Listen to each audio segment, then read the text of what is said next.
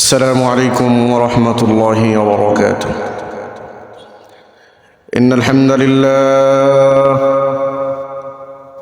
الحمد لله الأكرم الذي خلق الإنسان وكرم وعلمه من البيان ما لم يعلم، فسبحان الذي لا يحصى امتنانه باللسان ولا بالقلم، ونشهد أن لا إله إلا الله وحده لا شريك له، ونشهد أن سيدنا وسندنا وحبيبنا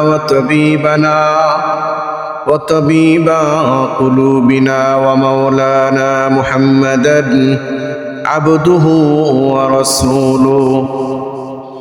أما بعد، فقد قال الله تبارك وتعالى في كلامه المجيد وفي فرقانه الحميد: أعوذ بالله من الشيطان الرجيم. بسم الله الرحمن الرحيم. والتين والزيتون وطور سينين وهذا البلد الأمين، لقد خلقنا الإنسان في أحسن تقويم. وقال النبي صلى الله عليه وآله وسلم: ليس الغنى عن كثرة الأرض ولكن الغنى غنى النفس، أو كما قال النبي عليه الصلاة والسلام. وقال تبارك وتعالى في شان حبيبه آمرا ومخبرا: إن الله وملائكته يصلون على النبي يا أيها الذين آمنوا صلوا عليه وسلموا تسليما. اللهم صل على محمد وعلى آل محمد كما صليت على إبراهيم وعلى آل إبراهيم إنك حميد مجيد. اللهم بارك على محمد وعلى آل محمد كما باركت على إبراهيم وعلى آل إبراهيم إنك حميد مجيد। টাকা পয়সা বাড়ি গাড়ি আর না কিছু চাই, টাকা পয়সা বাড়ি গাড়ি আর না কিছু চাই, তোমার দিনের ঝান্ডা উঁচু দেখতে যেন পাই, দেখতে দেখতে হয় যেন শেষ, দেখতে দেখতে হয় যেন শেষ আমারই হায়াত।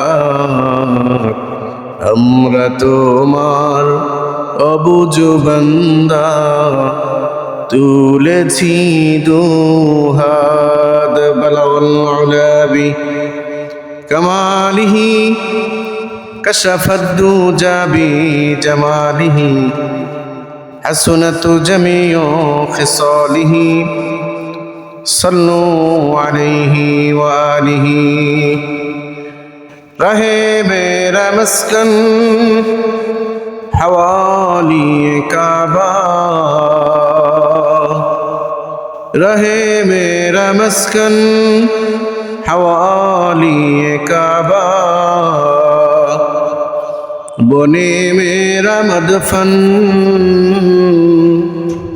ديار مدينة بلغ العلا بكماله كشف الدجى بجماله حسنت جميع خصاله صلوا عليه وآله الحمد لله যাবতীয় তারিফ এবং প্রশংসা সেই মহান রব্বুল ইজ্জত আলামিনের লিশান দরবারে পেশ করছি। যে আল্লাহ সুবহানাহু ওয়া তাআলা আজকে পবিত্র রজব মাসের দ্বিতীয় জুমা, আজকে আল্লাহ সুবহানাহু ওয়া তাআলা এই জুমাতে আমাদেরকে তার গোলামি করার জন্য সালাতুল জুমা আদায়ের লক্ষ্যে সবার আগে দুনিয়ার মধ্যে সর্বোৎকৃষ্ট স্থান মাসাজিদ, এই মসজিদে আসার এবং বসার তৌফিক দিয়েছেন। আমরা আসতে পেরেছি এবং বসতে পেরেছি, এই জন্য সেই মহান মালিকের দরবারে কালিমাত শুকর জোরসে বলছে আলহামদুলিল্লাহ।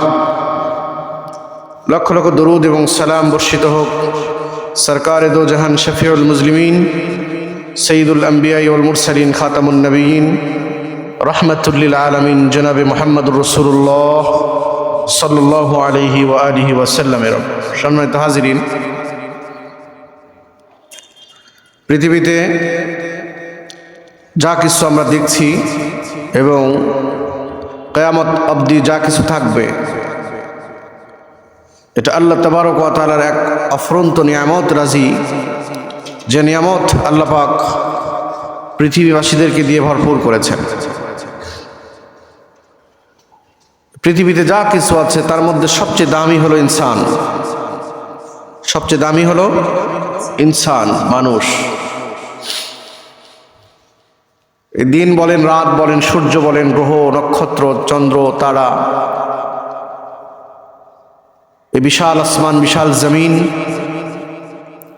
সব কিছু আল্লাহ পাক মানুষের জন্য তৈরি করেছেন। আর মানুষকে শুধুমাত্র কেবলমাত্র আল্লাহ পাকের গোলামি করার জন্য সৃষ্টি করেছেন। কিন্তু এই মানুষ, ইনসান, আশরাফুল মখলুকাত, এরা যদি নিজের এই সম্মান এবং ইজ্জত অকর যদি জানত, তাহলে আল্লাহ পাকের যে হুকুম এবং নবীজির যে তরিকা, এই তরিকায় তারা নিজেদের জীবনকে কাটিয়ে দিতে দ্বিধাবোধ করত না। কিন্তু দুঃখ এবং পরিতাপের বিষয় হলো, দুনিয়াতে যা কিছু আছে সব কিছু সম্পর্কে জ্ঞান, সম্যক জ্ঞান আমাদের সবার জন্য আছে এবং আমরা যা ইচ্ছা তাই করতে পারি, সেই সুযোগ আল্লাহ পাক দিয়েছেন। কারণ দুনিয়াতে আল্লাহ পাক পাকড়াও ওই রকমভাবে করেন না যেরকমভাবে আমরা কাজ করে ছেড়ে দেওয়া হয়েছে। এক সময় এই ছেড়ে দেওয়া ঘুড়ির মতো, যেমন উপরে উড়ে ঘুড়ি, এক সময় তাকে গুছে নেওয়া হয়, টেনে নেওয়া হয়, নেমে নেওয়া হয়। আল্লাহ সুবহানাহু ওয়া তাআলা এরকমভাবে আমাদেরকে এক সময় যে হায়াত দিয়েছেন, এই হায়াতটা এক সময় শেষ হয়ে যাবে। সবাই তো হাজিরিন, আমি একটা সূরা তেলাওয়াত করেছি, সূরার নাম সূরা ৩। এই সূরা মক্কায় অবতীর্ণ হয়েছে, ৮টি আয়াত আছে সূরাতে। এই সূরার প্রথম থেকে নিয়ে 4টি আয়াত পর্যন্ত, অর্থাৎ আল্লাহ পাক এই সূরার শুরুতেই চারটা জিনিসের কসম খেয়েছেন। দুইটা অভিমত পাওয়া যায় মুফাসসির ইকরামের, যে আল্লাহ তাবারক ওয়া তাআলা বলেন ওয়াত-তিনি ওয়াজ-যাইতুন ওয়া তুরি সিনিন ওয়া হাদাল বালাদিল আমিন। আল্লাহ তাবারক ওয়া তাআলা এই সূরার শুরুতেই চারটা জিনিসের কসম খেয়েছেন। এক নম্বর হলো ওয়াত-তিন, তিনের কসম, একটা উপকারী ফল। ওয়াজ-যাইতুন, জৈতুনের কসম, জৈতুন হলো একটা অত্যন্ত উপকারী একটা ফল।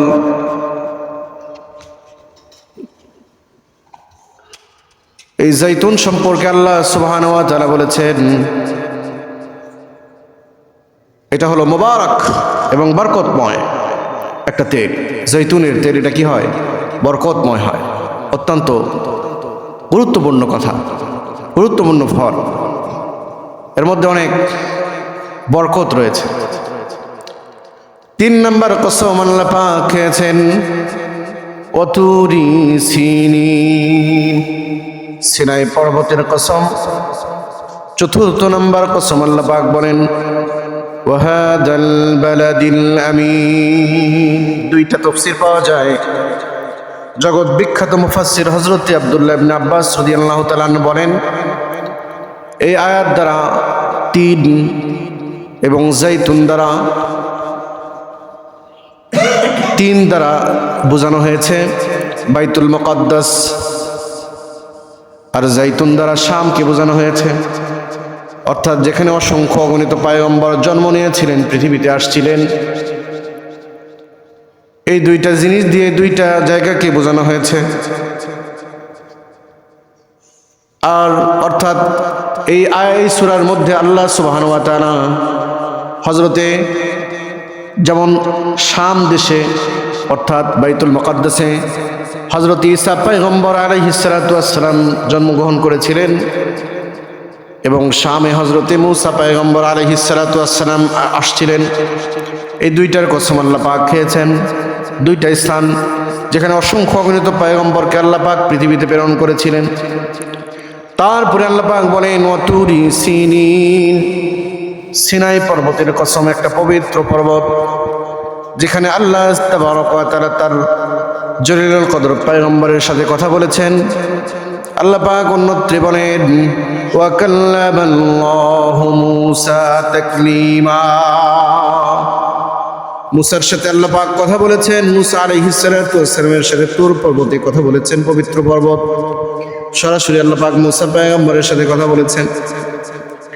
তারপরে আল্লাহ পাক একটা নগরীর কসম খেয়েছেন, যে নগরীতে বিশ্ব মানবতার মুক্তির দূত সরকারে দো জাহান শফিউল মুসলিমিন জনাবে মুহাম্মাদুর রাসূলুল্লাহ সাল্লাল্লাহু আলাইহি ওয়াসাল্লামকে আল্লাহ পাক যে নগরীতে প্রেরণ করেছিলেন ওয়াহাদাল বালাদিল আমিন, এটা হলো নিরাপদ নগরীর কসম। আল্লাহ পাক বলেন ওয়ামান দাখালা কানা আমিন ওয়ামান দাখালাহু কানা আমিনা, যে ব্যক্তি এই মক্কা নগরীতে দাখিল হয়ে গেল, প্রবেশ করলো, সে নিরাপদ। জোরে বলেন সুবহানাল্লাহ। যে ব্যক্তি মক্কা নগরীতে দাখিল হোক না কেন, আল্লাহ সুবহানাহু ওয়া তাআলা বলেন যে ব্যক্তি মক্কা নগরীতে প্রবেশ করলো সে নিরাপদ হয়ে গেল, সকল দিক থেকে সে নিরাপদ। যদি কোনো অত্যাচারী ব্যক্তি কাবা চত্বরের মধ্যে যদি দাখিল হয়ে যায়, হেরেমের মধ্যে যদি দাখিল হয়ে যায়, সে নিরাপদ হয়ে যায়। আল্লাহ তাআলার বিধান। 4টা জিনিসের কসম খেয়ে আল্লাহ পাক বলেন লাকাদ খালাকনাল ইনসানা ফি আহসানি তাকওয়িম, আমি সবচেয়ে সুন্দর অবয়বে সুন্দর করে মানুষকে সৃষ্টি করেছি। জোরে বলেন সুবহানাল্লাহ। সবচেয়ে সুন্দর অবয়বে আল্লাহ পাক মানুষকে সৃষ্টি করেছে। প্রিয় ভাইয়ের আমার, এই জন্য এই মানুষের জন্যই, আশরাফুল মাখলুকাতের জন্যই আল্লাহ পাক পৃথিবীতে যত কিছু সৃষ্টি করেছেন সব মানুষের জন্য, সব মানুষের কল্যাণের জন্য। এমনকি পিপিলিকাকে আল্লাহ পাক সৃষ্টি করেছেন মানুষের কল্যাণের জন্য। মৌমাছি চিনেন নাকি? মৌমাছি, এই মৌমাছিকে আল্লাহ পাক সৃষ্টি করেছেন মানুষের কল্যাণের জন্য। জোরে বলেন সুবহানাল্লাহ। মৌমাছিকে আল্লাহ পাক এমন করে সৃষ্টি করেছেন, মৌমাছিকে সৃষ্টি করার পরে আল্লাহ পাক মৌমাছিকে বলে দিয়েছেন যে মৌমাছি, তুমি পাহাড়ের পদদেশে গিয়ে, গাছের উঁচু জায়গায় গিয়ে তুমি সেখানে গিয়ে বাসা বাঁধো, যেন তোমাকে মানুষ অত্যাচার না করতে পারে। আর আল্লাহ সুবহানাহু ওয়া তাআলা শিফাউন লিন্নাস, এই মৌমাছির পেট থেকে এই মৌমাছিরা সংগ্রহ করে আশ্রিত যে মধু বের হয়, এই মধুর মধ্যে আল্লাহ সুবহানাহু ওয়া তাআলা শিফাউল লিন্নাস, মানুষের জন্য শেফা রেখেছে। মধু হলো সবচাইতে দামি একটা খাবার, যে খাবারকে বিশ্বনবী মুহাম্মদুর রাসূলুল্লাহ সাল্লাল্লাহু আলাইহি ওয়াসাল্লাম পছন্দ করতেন। সুতরাং মৌমাছিকেও আল্লাহ পাক মানুষের কল্যাণের জন্য সৃষ্টি করেছেন। জোরে বলেন সুবহানাল্লাহ। মৌমাছিকেও আল্লাহ পাক মানুষের কল্যাণের জন্য সৃষ্টি করা হয়েছে। তারা যে সুন্দর এবং বিভিন্ন ফল ফুলের উপর পড়ে যে মধু তারা সংগ্রহ করে, এই মধুকে মানুষের জন্য তারা সাপ্লাই করে দিয়ে দেয়। আর মানুষ যখন পান করে আল্লাহ সুবহানাহু ওয়া তাআলা বলেন শিফাউন লিন্নাস, সব রোগের প্রতিষেধক মধু। সুবহানাল্লাহ, কল্যাণের জন্য সৃষ্টি করেছেন। পৃথিবীতে যা কিছু দেখছি সব কিছু মানুষের কল্যাণের জন্য সৃষ্টি করা হয়েছে। কিন্তু এই মানুষের মর্যাদা কয়জন রাখছি আমরা? মানুষের জন্য, মানুষের জন্য। আপনি যে মতাদর্শই বিশ্বাস করেন না কেন, যে দল করেন না কেন, পৃথিবীতে যে মানুষ আসবে, যে ধর্মের অধিকারী হোক না কেন, সে মানুষ মনুষ্যত্ববোধ থেকে তার পাশে দাঁড়ানো, এটা প্রত্যেকটা মানুষের জন্য দায়িত্ব এবং কর্তব্য। এই জন্যই তো বিশ্বনবী মুহাম্মদুর রাসূলুল্লাহ সাল্লাল্লাহু আলাইহি ওয়াসাল্লামকে আল্লাহ পাক পুরা পৃথিবীর জন্য রহমত স্বরূপ প্রেরণ করেছেন। আল্লাহ পাক বলেন ওয়ামা আরসালনাকা ইল্লা রাহমাতাল লিল আলামিন, পুরা পৃথিবীর জন্য আপনাকে রহমত স্বরূপ প্রেরণ করেছি। শুধু মুসলমানদের তিনি নবী নয়, পৃথিবীতে যত ধর্মাবলম্বীরা আছে সবার জন্য আল্লাহ পাক বিশ্বনবীকে রহমত স্বরূপ দুনিয়াতে প্রেরণ করেছেন। সুবহানাল্লাহ। আর আল্লাহ পাক কোরআনুল কারীমকে বিশ্ববাসীর জন্য হেদায়েত দিয়েছেন হুদাল লিল আলামিন। আরেক জায়গায় আল্লাহ পাক বলেন হুদাল লিল মুত্তাকিন, মুত্তাকিনদের জন্য হেদায়েত। আরেক জায়গায় কোরআনকে আল্লাহ পাক বলেন হুদাল লিল আলামিন, পুরা পৃথিবীবাসীদের জন্য আমি কোরআনকে হেদায়েত স্বরূপ নাজিল করেছি। সুবহানাল্লাহ, পুরা পৃথিবীবাসীদের জন্য কোরআনকে হেদায়েত স্বরূপ নাজিল করা হয়েছে। প্রিয় ভাইরা আমার, কোরআন আমরা পেয়েছি, আর সেই দামি কোনো সম্পদ আর আছে নাকি বলেন তো? কিছুই নাই। এত দামি সম্পদ, একটা অক্ষর পড়লে 10টা নাকি। সুবহানাল্লাহ বলেন, 10টা নাকি আল্লাহ পাক দিয়েছেন। কোরআন দিক তাকালেও সগীরা গুনাহ মাফ হয়ে যায়। কোরআনের লেখার দিক তাকালেও কি হয়? সগীরা গুনাহ মাফ হয়ে যায়। এজন্য এটা পৃথিবীবাসীদের জন্য রহমত, পৃথিবীবাসীদের জন্য হেদায়েত স্বরূপ আল্লাহ পাক নাজিল করেছেন। তো চারটা জিনিসের কসম খেয়ে আল্লাহ পাক বলেছেন আমি মানুষকে সুন্দরভাবে সৃষ্টি করেছি। দ্বিতীয় নম্বর তাফসীরে মুফাসসির ইকরাম বলেন যে এখানে এই দামি ফলগুলোর কথাই বলা হয়েছে যেগুলো মানুষ ভক্ষণ করে এবং মানুষ ব্যবহার করে। এগুলোকে আল্লাহ পাক ব্যবহার করার পর বলেছেন ও পৃথিবীবাসীরা শোনো, তোমাদের জন্য এত দামি সব কিছু সৃষ্টি করা হয়েছে। তারপরে তুর পর্বত, পবিত্র একটা পর্বত, যেখানে হযরতে মুসা আলাইহিস সালাতু ওয়াস সালাম আল্লাহ পাকের সাথে কথা বলেছেন, সেই পর্বতের কসম, সিনাই পর্বত, সেই পর্বতের কসম। আবার তিন জাইতুন, শাম এবং সিরিয়ার কসম, জায়গার কসম। এই দুই জায়গা, যে দুই জায়গাতে, দুই স্থানে পৃথিবীর সবচেয়ে বেশি পয়গম্বরকে আল্লাহ পাক প্রেরণ করেছেন, যারা হেদায়েতের বাণী নিয়ে পৃথিবীতে আসছিলেন। এই দুইটা জিনিসের, এই দুইটা নগরী, দুইটা অর্থাৎ এই আয়াতের মধ্যে, সূরার মধ্যে প্রথমে যে আল্লাহ পাক 3টা স্থানের কসম খেয়েছেন, 3টাই পৃথিবীর সবচেয়ে দামি স্থান। আর একটা স্থান হলো ওয়াহাদাল বালাদিল আমিন, এটা পবিত্র মক্কা নগরী। এই পবিত্র মক্কা নগরীর মধ্যে আল্লাহ পাক যে ঘরকে স্থাপন করেছেন, আউয়ালু বুদিয়া লিন্নাস লাল্লাযী বিবাক্কাতা মুবারাকাও ওয়া হুদাল লিল আলামিন। সুবহানাল্লাহ। আল্লাহ সুবহানাহু ওয়া তাআলা পৃথিবীর মধ্যে প্রথম যে ঘর নির্মাণ করেছেন সেই ঘর হলো পবিত্র মক্কা নগরী। মক্কা নগরীর মধ্যে যে ঘরকে স্থাপন করা হয়েছিল সেই ঘরের নাম হলো বাইতুল্লাহ। এই বাইতুল্লাহকে পুরো পৃথিবীর মানুষের জন্য আল্লাহ পাক হেদায়েত স্বরূপ বানিয়েছেন। সুবহানাল্লাহ। হুদাল লিল আলামিন, পবিত্র মক্কা নগরীর কসম খেয়েছেন যে পবিত্র মক্কা নগরীর এই বাইতুল্লাহ পুরা পৃথিবীর জন্য একটা হেদায়েত, পুরা পৃথিবীর মানুষের জন্য হেদায়েতের জন্য আল্লাহ পাক এই বাইতুল্লাহকে বানিয়েছেন। সুবহানাল্লাহ। এবং বাইতুল্লাহকে নির্মাণ করেছেন। শুধু তাই নয়, এই বাইতুল্লাহ পবিত্র মক্কা নগরীতে অবস্থিত, যেখানে সাফা ওয়াল মারওয়া আছে।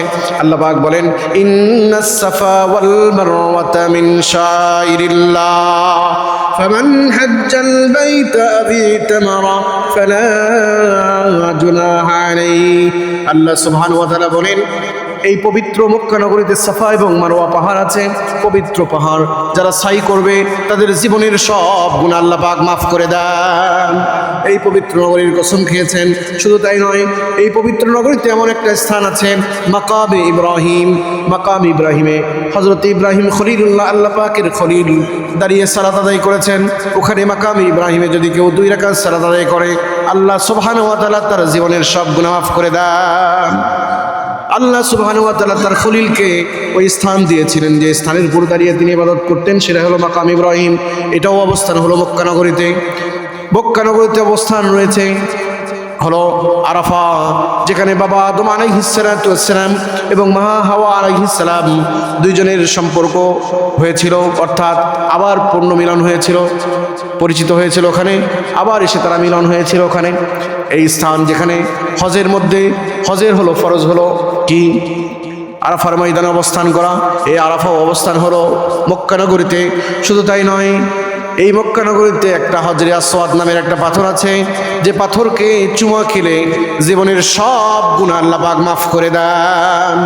পবিত্র মক্কা নগরী, এই পবিত্র মক্কা নগরীর কসম খেয়েছেন আল্লাহ পাক, যেখানে মানুষের দিলটা গেলে ওখান থেকে আর আসার কোনো দিল হয় না, ইচ্ছে হয় না। এই মক্কা নগরীর কসম খেয়েছেন। তারপরে আল্লাহ পাক বলেন, লাকাদ খালাকনাল ইনসানা ফি আহসানি তাকওয়িম। পুরা পৃথিবীর যত ইনসানকে আমি সৃষ্টি করেছি, সব মানুষকে আমি সুন্দর অবয়ব সৃষ্টি করেছি। সুবহানাল্লাহ। হোক না সে কালো, হোক না সে নিগ্রো, হোক না সে হাবশা দেশের লোক, হোক না সে ইউরোপের লোক, আমেরিকার লোক, বাংলাদেশ এবং মধ্যপ্রাচ্যের লোক, যেখানকার লোক হোক না কেন, সব ব্যক্তিকে, পুরা পৃথিবীর মানুষকে আমি সুন্দর অবয়ব সৃষ্টি করেছি। সুবহানাল্লাহ। মানুষের চাইতে দামি মাখলুকাত পৃথিবীতে আর কেউ নাই। প্রিয় ভাইরা আমার, এই জন্য আপনি যে দল করেন সমস্যা নেই, করেন, কিন্তু অন্য দল যারা করে তাদেরকে ঘৃণা করা, তাদেরকে কষ্ট দেওয়া, এটা মনুষ্যত্ববোধ হবে না। মনুষ্যত্ববোধ হলো মানুষের পাশে দাঁড়ানো, প্রত্যেকটা মানুষকে তার ব্যক্তিত্বের স্বাধীনতায় ছেড়ে দেওয়া। তবে যদি আপনার সামনে কেউ গর্হিত কাজ করে, ইসলাম বিদ্বেষী কোনো কাজ করে, গুনাহে কাবীরা করে, তাহলে আপনার ইমানদার হিসাবে আপনার দায়িত্ব ইসলাম বাতলিয়ে দিয়েছে যে আপনি সেখানে গিয়ে হাত দিয়ে সেটাকে প্রতিহত করবেন। নবী সাল্লাল্লাহু আলাইহি ওয়াসাল্লাম বলেন, মান রাআ মিনকুম মুনকারান ফালিগাইরহু বিয়াদিহি। তোমাদের মধ্যে যদি তোমরা কেউ দেখো কেউ গর্হিত কাজ করে, অন্যায় অশ্লীল বেহায়াপনা নির্লজ্জ কাজ করে, তাহলে হাত দিয়ে সেটা বন্ধ করার চেষ্টা করো। প্রথম হলো হাত, প্রথম হলো কি জোরে বলেন? হাত দিয়ে তোমরা সেটা প্রতিহত করো। যদি হাত দিয়ে প্রতিহত করার শক্তি তোমাদের না থাকে, তাহলে তোমরা জবান দিয়ে প্রতিহত করো। মান রাআ মিনকুম মুনকারান ফালিগাইরহু বিয়াদিহি ফাইন লাম ইয়াস্তাতি ফাবিলিসানি। যদি হাত দিয়ে প্রতিহত করতে সক্ষম না হও, তাহলে জবান দিয়ে, মুখ দিয়ে বলো যে এই গর্হিত কাজ করা উচিত নয়, এটা করলে সমাজে অসঙ্গতি দেখা দিবে, এই কাজ করা যাবে না, ইসলাম বিদ্বেষী কাজ, এটা গর্হিত কাজ, নির্লজ্জ কাজ, এটা করা যাবে না। যদি হাত দিয়ে সমস্যা হয়, যদি তাহলে মুখ দিয়ে বলতে হবে। নবী সাল্লাল্লাহু আলাইহি ওয়াসাল্লাম বলেন, জবান দিয়ে যদি বলতে সক্ষম না হন, তাহলে হৃদয় দিয়ে সেটাকে ঘৃণা করতে হবে। হৃদয় দিয়ে সেটাকে কি করতে হবে? ঘৃণা করতে হবে। মনে করতে হবে যে এটাকে ইসলাম বিদ্বেষী যেহেতু কাজ, আমি হাত দিয়ে নিষেধ করতে পারলাম না, জবান দিয়ে বলতে পারলাম না, আমার দুর্বল যে কলবটা আছে, এই কলব দিয়ে আমি এটাকে ঘৃণা করলাম। নবীজি বলেন, যালিকা আযাফুল ঈমান। এটা হলো ঈমানের সর্বনিম্ন স্তর। যালিকা আযাফুল ঈমান। হৃদয় দিয়ে ঘৃণা করা ঈমানের নিচু স্তর। ভাইয়ের আমার যারা পিছনে বসে আছে, একটু ভিতরে আসলে ভালো হয়। ভিতরে আসলে রহমত বর্ষণ হবে আপনার উপর। প্রথম কাতারে বসলে জুমার দিনে যে ফজিলত, কত বড় ফজিলতের কথা বলা হয়েছে। পিছনের চাইতে ভিতরে, বাহিরের চাইতে ভিতরে তো অনেক সুন্দর। এই শীতকালের সুন্দর একটা বসার জায়গা, একটু ভিতরে আসলে তো ভালো হয়। একটু আসেন ভিতরে। অনেকগুলো ভাই বাহিরে আছেন, যদি ভিতরে আসতেন ভালো হতো। তো যাই হোক, আল্লাহ সুবহানাহু ওয়া তাআলা, আল্লাহর হাবিব সাল্লাল্লাহু আলাইহি ওয়াসাল্লাম বলেন, যালিকা আযাফুল ঈমান। এটা হলো ঈমানের সর্বনিম্ন স্তর। মানে দিল দিয়ে ঘৃণা করা। হাত দিয়ে যদি না পারেন, জবান দিয়ে বলার কথা হয়েছে, জবান দিয়ে যদি না পারেন, দিল দিয়ে ঘৃণা করা, সেখান থেকে চলে আসা। এইরকমভাবে জিন্দেগি যদি গঠন করতে পারেন তাহলে আল্লাহ সুবহানাহু ওয়া তাআলা পৃথিবীতেই কল্যাণের জিন্দেগি দান করবেন। নচেত বেইজ্জতির মালা নিয়ে পৃথিবী থেকে চলে যেতে হবে। এই জন্য রজব মাস, এই রজব মাসের প্রস্তুতি, আমরা রমজানের জন্য প্রস্তুতি নবী সাল্লাল্লাহু আলাইহি ওয়াসাল্লাম এই রজব মাসে নিতেন। প্রিয় ভাইরা আমার, যেটা আলোচনা করছিলাম যে মানুষকে আল্লাহ সুবহানাহু ওয়া তাআলা সবচেয়ে সুন্দর করে সৃষ্টি করেছেন। কেন সুন্দর করে সৃষ্টি করা হয়েছে মানুষকে? কারণ মানুষ হলো আশরাফুল মাখলুকাত। এই মানুষকে নিয়ে আল্লাহ পাকের পৃথিবীর যে ভারসাম্য, এটাই বজায় রেখেছেন, কোনো মাখলুকাতের জন্য নয়। মানুষ, এই জন্য হাদিস শরীফের মধ্যে বলা হয়েছে, যখন কোনো মানুষ জবান দিয়ে আল্লাহ আল্লাহ বলা বন্ধ করবে, একজন আল্লাহ আল্লাহ বলনেওয়ালা পৃথিবীতে থাকবে না, ফাকাত কামাতিল কিয়ামা, তখন কিয়ামত সংঘটিত হবে। একজনও যখন কে না থাকবে, আল্লাহ আল্লাহ বলার কোনো বান্দা না থাকবে, তখন আল্লাহ পাক কিয়ামত সংঘটিত করবে। তো মানুষ যখন আল্লাহ আল্লাহ বলনেওয়ালা থাকবে এই মানুষের জন্য, এই জন্য মানুষের জবান দিয়ে যখন বলে আল্লাহু আকবার, যখন বলে সুবহানাল্লাহ, যখন বলে আলহামদুলিল্লাহ, আরশের মালিক আল্লাহ পাক এই ইনসানের উপর খুশি হয়ে, আমার এবং আপনার উপর খুশি হয়ে, মানুষের উপর খুশি হয়ে তার জিন্দেগির সব গুনাহ মাফ করে দেন। সুবহানাল্লাহ বলেন। মানুষ যখন বলে সুবহানাল্লাহ, কি বলে? বলে আলহামদুলিল্লাহ, বলে লা ইলাহা ইল্লাল্লাহ, বান্দার গুনাহ আল্লাহ পাক মাফ করে দেন। যে ব্যক্তি বলে লা ইলাহা ইল্লাল্লাহ, যদি কোনো ব্যক্তি লা ইলাহা ইল্লাল্লাহ বলে ইসলামের মধ্যে সারেন্ডার করে, কাখরাজাত ওয়ালাদাতুহু উম্মু, সে সভ্য নবজাত শিশুর মতন ভূমিষ্ঠ যেমন হলে তার যেমন কোনো গুনাহ নেই, ওই ব্যক্তির আমল নামায় আল্লাহ পাক বেগুনাহ অর্থাৎ মাসুম করে তাকে দুনিয়াবাসীদের মাঝে উপস্থাপন করে। সুবহানাল্লাহ। এই জন্য ভাইরা আমার, এই মানুষকে নিয়ে দুনিয়া, মানুষ ছাড়া অন্য কোনো মাখলুকাতের জন্য দুনিয়াকে আল্লাহ পাক সাজাননি, মানুষের কল্যাণের জন্য সব কিছু সাজিয়েছেন। মানুষের কল্যাণের জন্য সমুদ্রের মধ্যে যত বড় মাছ দেখছেন, এই মানুষের কল্যাণের জন্য আল্লাহ পাক সৃষ্টি করেছেন। সমুদ্রের মাছের মধ্যে আপনার আয়রন, ক্যালসিয়াম, ভিটামিন দিয়ে সমৃদ্ধ করেছেন আল্লাহ পাক। সুবহানাল্লাহ। যদি কেউ নিয়মিত সমুদ্রের মাছ খায়, তার আয়রন ক্যালসিয়াম খাওয়া লাগে না, ডাক্তাররা বলে। কত বড় দামি বলেন তো? পুরা পৃথিবীর যত শক্তিধর রাষ্ট্রগুলো আছে, যারা ইউরোপ, আমেরিকা সহ পৃথিবীতে যারা রাজ কায়েম করছে, তারা কি কোনোদিন এই আটলান্টিক মহাসাগরের দায়িত্ব নিয়েছে সেখানে খাবার দেওয়ার জন্য? বঙ্গোপসাগর আমাদের দেশ, এই বঙ্গোপসাগরের কোনোদিন কোনো রাষ্ট্রনায়ক, কোনো প্রধানমন্ত্রী এবং যারা আমাদের দেশকে পরিচালনা করেছেন, তারা কি দায়িত্ব নিয়েছেন যে এই বছর থেকে বাজেট হবে 5 বছর পর্যন্ত বঙ্গোপসাগরের জন্য এতটুকু বাজেট, যে যতগুলো মানে প্রাণী আছে তাদের জন্য একটা বাজেট তৈরি করলাম? এরকম কি বাজেট শোনা যায়? যায়। তাহলে কে খাওয়ায়? আল্লাহ পাক খাওয়ায়।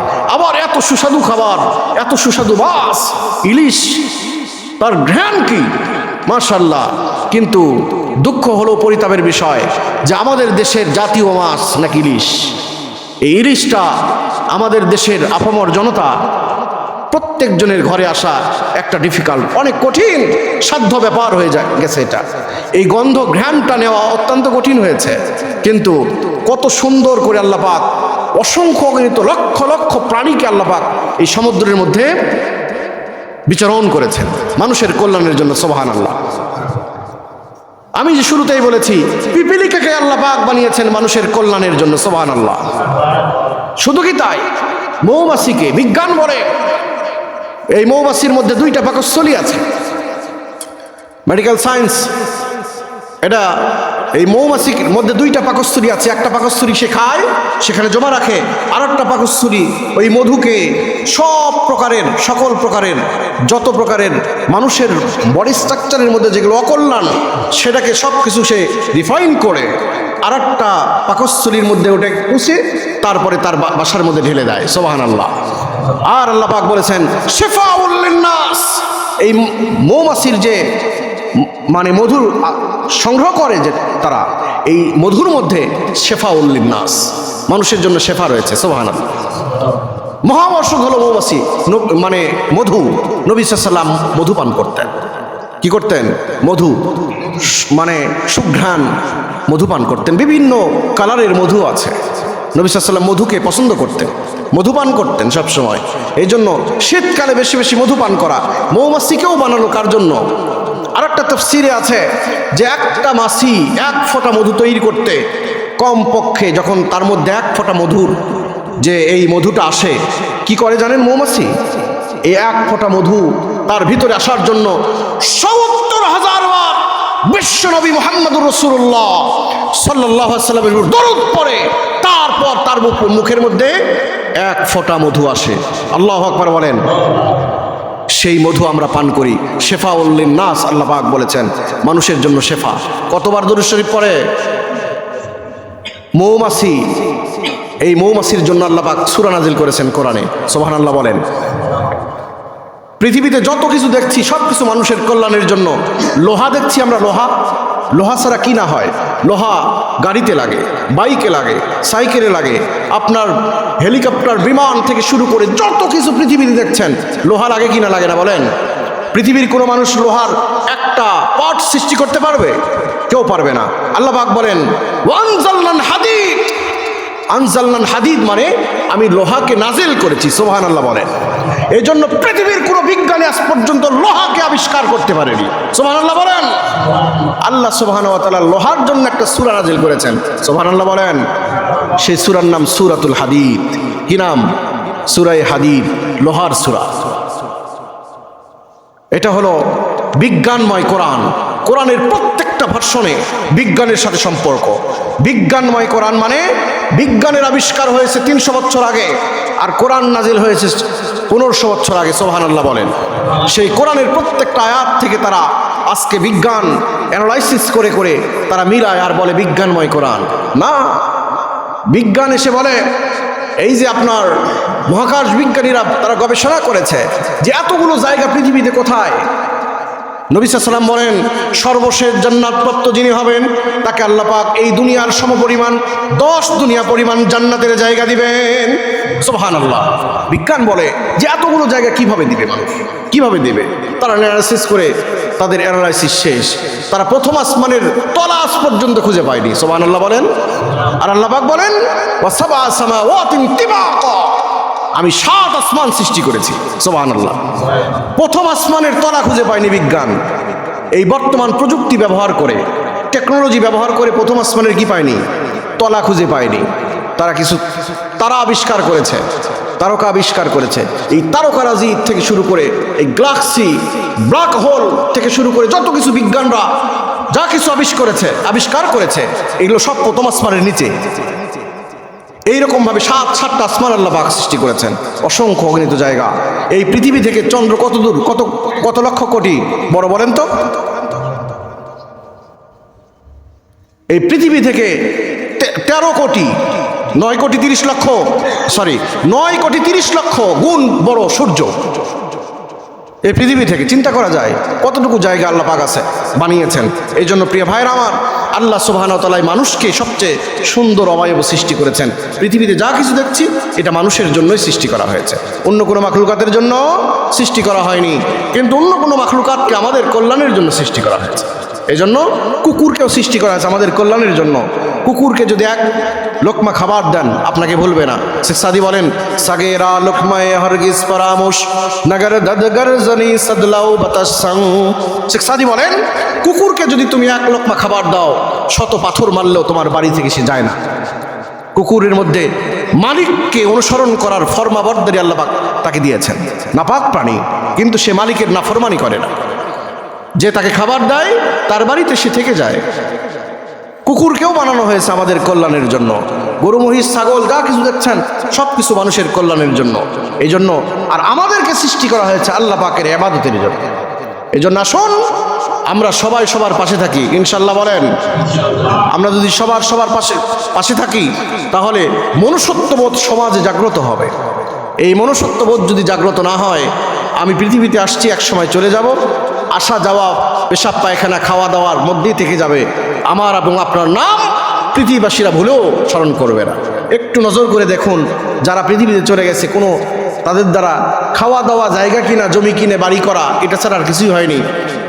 একটা প্রজন্ম দ্বিতীয় প্রজন্ম যাওয়ার পর পিছনের লোকদের সব ভুলে গেছে সবাই।